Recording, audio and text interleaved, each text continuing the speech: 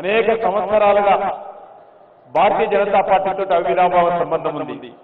పాలమూరు గడ్డ బీజేపీకి గట్టిగా చెప్పాలి.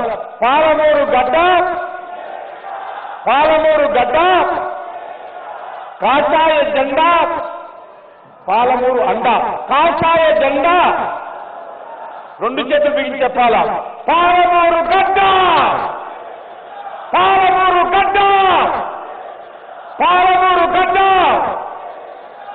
నరేంద్ర మోడీ గారి నాయకత్వం, నరేంద్ర మోడీ గారి నాయకత్వం.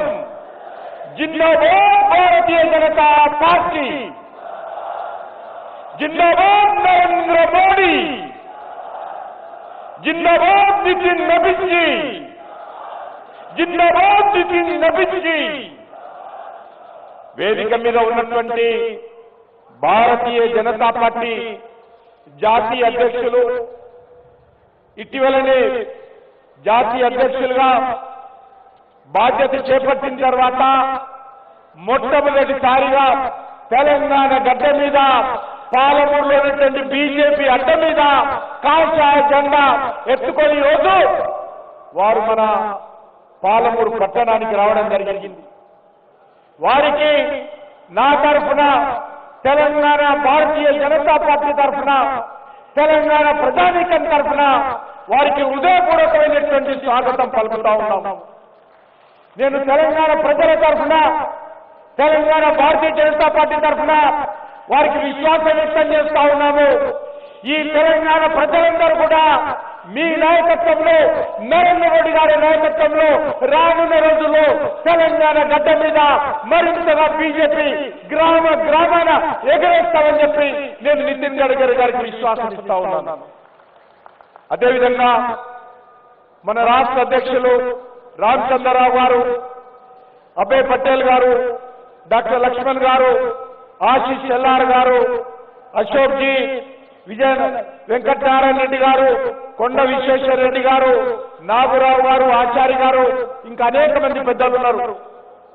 అందరికీ పేరు పేరున మరి ఈ కార్యక్రమానికి స్వాగతం పలుకుతూ, మరి మనకందరికీ తెలుసు భారతీయ జనతా పార్టీ గత అనేక సంవత్సరాలుగా ఏ కార్యక్రమం చేపట్టినా కూడా ఈ పాలమూరు నుంచే ప్రారంభిస్తాం. అది ఎడ్లబండ యాత్ర కానీ, తెలంగాణకి రాదు, తెలంగాణ ఉద్యమం అయిపోయిందన్నటువంటి పరిస్థితుల్లో తెలంగాణ పోరు యాత్ర కూడా మక్తల్ కృష్ణా గ్రామం, మరి కృష్ణా నది తీరం నుంచి కృష్ణమ్మ యొక్క ఆశీస్సులు తీసుకొని ఇక్కడి నుంచే తెలంగాణ యాత్ర ప్రారంభించాం. అది ఏ రకంగా విజయవంతమైందో, ఏ రకంగా కాంగ్రెస్ పార్టీ యొక్క మరి ప్రభుత్వం మీద మెడలు వంచి తెలంగాణ తెచ్చుకున్నామో మనకందరికీ తెలుసు. అదేవిధంగా ఈ రోజు జరుగుతున్నటువంటి మున్సిపల్ ఎన్నికల్లో కూడా నిన్నటి రోజే సాయంకాలము విడ్రాల్స్ పూర్తయిపోయినాయి.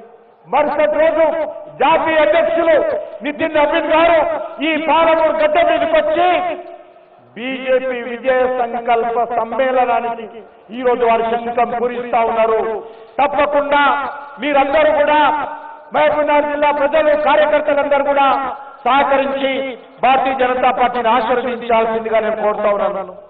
ఎందుకంటే మహబూబ్నగర్ జిల్లా మరి ఈ యొక్క పార్లమెంట్ సీటు 2 సార్లు మనం ఇప్పటికే గెలిచాం.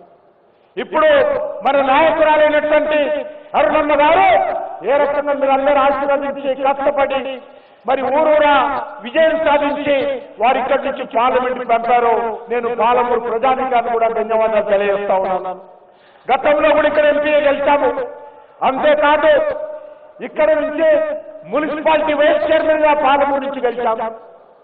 అదేవిధంగా పక్కన ఉన్నటువంటి నారాయణకి అనేక సంవత్సరాలుగా మున్సిపల్ చైర్మన్ గా మనం గెలుస్తా ఉన్నాం. పక్కన ఉన్నటువంటి మక్తల్లో కూడా మున్సిపల్ చైర్మన్ గా భారతీయ జనతా పార్టీ స్వతంత్రంగా సభలకు జెండా పట్టుకుని గెలిచాము. అదేవిధంగా ఆనందగల్లో కూడా మనము ఏ రకంగా స్వతంత్రంగా భారతీయ జనతా పార్టీ గెలిచిందో మీకందరికీ తెలుసు. అదేవిధంగా మున్సిపల్ వనపర్తి వైస్ చైర్మన్ గా పాలమూరు టౌన్ లో నడిగడ్డల వైస్ చైర్మన్ గా కూడా ఇదే మున్సిపాలిటీలో బీజేపీ జెండా ఎగిరేసిన విషయాన్ని మనం చేస్తా ఉన్నాం.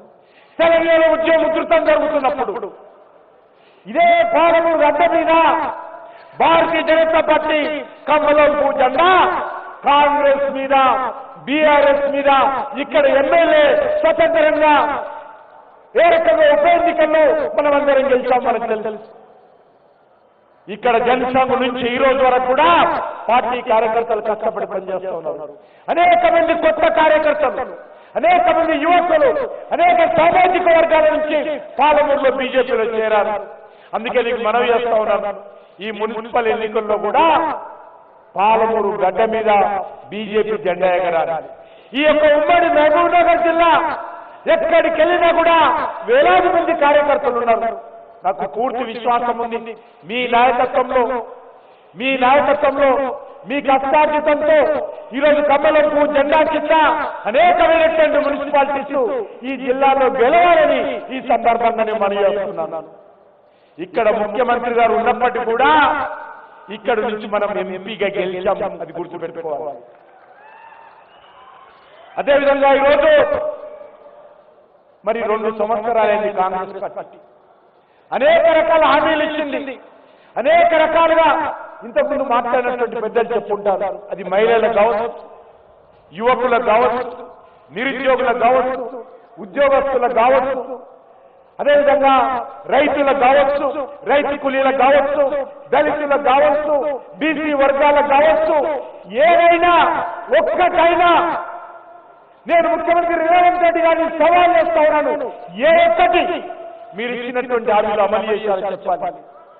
ఉదయం చేస్తే ఒకటి చెప్తాడు ఫ్రీ బస్, మీరు మహబూబ్నగర్కి వెళ్ళి మరి వనపర్తికి వెళ్ళండి, వనపర్తి నుంచి మహబూబ్నగర్ రాండి, మధ్యలో భోజనం లేకున్నా తిండి లేకున్నా పర్వాలేదు. కాబట్టి ఒక ఫ్రీ బస్సు తప్ప ఈ రోజు తెలంగాణలో రేవంత్ రెడ్డి ప్రభుత్వము, కాంగ్రెస్ పార్టీ ప్రభుత్వము, రాహుల్ గాంధీ ప్రభుత్వము ఒక్క హామీ అమలు చేయలేదు. అనేక రకాలుగా గతంలో బీఆర్ఎస్ పార్టీ అధికారం ఉన్నప్పుడు ఈరోజు మహబూబ్నగర్కి అన్యాయం చేసింది. ముఖ్యమంత్రి గారు దత్తత తీసుకున్నారు. ఆ రోజు కేసీఆర్ ఇక్కడి నుంచి ఎంపీగా గెలిచాడు. కానీ తెలంగాణలో కానీ బాలపూర్ జిల్లా కానీ వాళ్ళు ఒరగబెట్టింది ఏమీ లేదు. రేవంత్ రెడ్డి ముఖ్యమంత్రి అయిండు 2 సంవత్సరాలైంది, 2 సంవత్సరాల 2 నెలలైంది.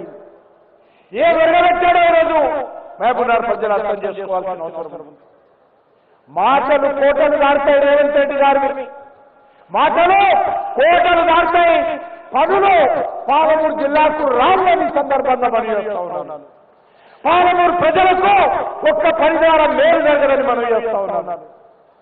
ఆయన నేను 25 పేపర్ చూసిన ఆయన చాలా గొప్ప పని చేసేసి ఆయన ఇదే పాలమూరు మీటింగ్లోకి వెళ్ళినా, కొడంగల్ మీటింగ్కి వెళ్ళినా, వనపర్తి మీటింగ్కి వెళ్ళినా, వరంగల్ మీటింగ్కి ఏం చెప్పేవాడు, కేసీఆర్ హయాంలో బీఆర్ఎస్ పార్టీ అనేక రకాల అవినీతికి పాల్పడింది, అక్రమాలకు పాల్పడింది, నేను ముఖ్యమంత్రి అయితే వీళ్ళందరూ కూడా చెంచలు కూడా జైల్లో, చెన్నపల్లి జైల్లో ఉంటానని చెప్పాడు.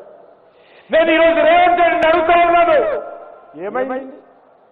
2 సంవత్సరాలు 2 నెలలు అయింది కదా, ఎవరి మీద ఏ చర్య తీసుకున్నాడో ఈరోజు రేవంత్ రెడ్డి చెప్పాలా.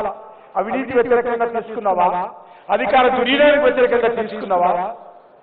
ఏ ఒక్కరి మీద చర్య తీసుకోలేదు. ఎందుకంటే కేసీఆర్ కు రాహుల్ గాంధీకి ఒప్పందాలు కుదిరిపోయినాయి, కేసీఆర్ కు రాహుల్ గాంధీకి ఒప్పందాలు కుదిరిపోయినాయి. వీళ్ళ మీద చర్యలు తీసుకోడు. ఈరోజు